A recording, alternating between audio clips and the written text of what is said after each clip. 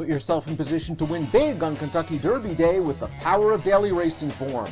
Visit shop.drf.com and get past performances, expert picks, betting strategies, clock reports, and more. Again, that's shop.drf.com. Dan Illman, Mike Beer, taking a look at Kentucky Derby contender Disarm, who just squeaked into the race by virtue of a third-place effort in the final Kentucky Derby qualifying points race, that being the Lexington at Keeneland. We're going to watch the stretch drive of that race. He's on the outside in the white cap, just moving into third. It was kind of an even performance, but he did pair up his Beyer top of 90 from his prior race, which I thought was pretty good, a second in the Louisiana Derby.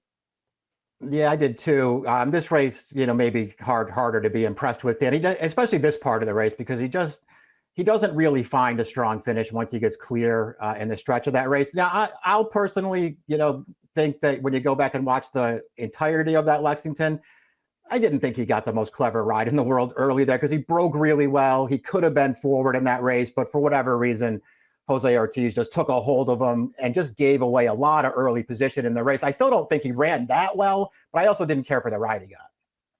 Disarm will be reunited with Joel Rosario for the Kentucky Derby, and Disarm worked very well at Churchill Downs on April the 24th. Our clocker, Mike Welsh, and stay tuned for Welsh's Clocker Reports Kentucky Derby Week, he was very impressed with Disarm.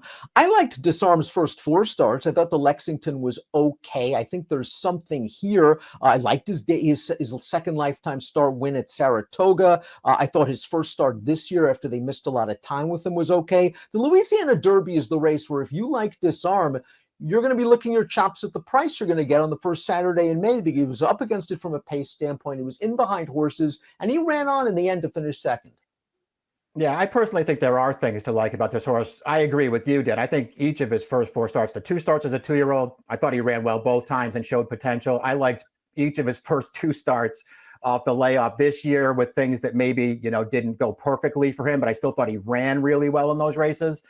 Obviously, his connections wanted to get this horse into the Derby, and to do that, unfortunately for them, they had to run him in the Lexington, and he did wind up making his way into the field. Now, whether or not that's the way that Asmussen wanted to get this horse to the Derby with that extra race added in, that's probably, not how they wanted it to be, but he made it, and I still think this horse is pretty good.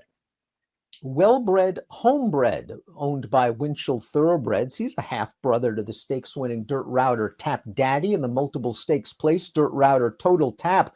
Gun Runner and Tappet mares have done very, very well, even this season with 3-year-olds. Red Route 1 is heading to the Preakness. Dreamlike finished third in the Wood Memorial. And that Gun Runner Tappet, Nick, has also provided us with Society, who won the Cotillion last year, and Wicked Halo, who placed in the Breeders' Cup Filly and Mare Sprint.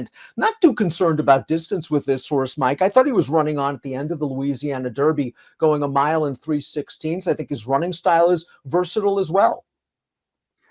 Yeah, I agree. I mean, we are dealing with a horse who is, going to head into the Derby with a 1-for-5 record. He's going to be eligible to N1X. But there's something there with this horse that I think there's some talent. Maybe the Derby isn't going to ultimately be the right race for this horse to finally take the jump forward.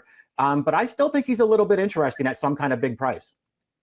I agree. He's never been off the board from his 5 starts. He's just paired up his 2 best Beyer speed figures. Sometimes that's a harbinger of good things to come. I think the distance will be okay. He's obviously well connected. Now he just has to run a little bit faster, but he's going to be a good price. And there are some things to like about Disarm.